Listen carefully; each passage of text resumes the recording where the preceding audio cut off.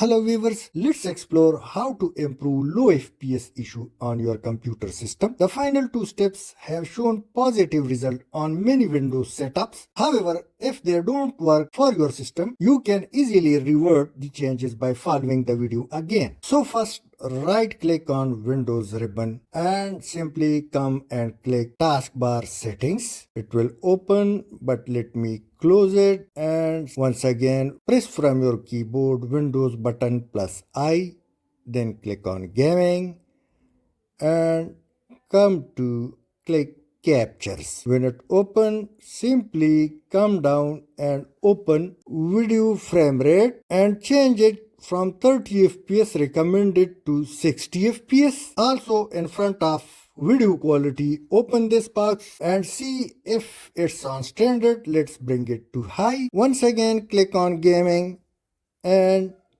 open game mode and turn this button off to reduce software pressure in background. In case if this step doesn't work in your system, you can simply reverse it by turning on the button once again. And the last step, press from your keyboard Windows button plus R button and type REGEDIT, regedit. Now click on OK.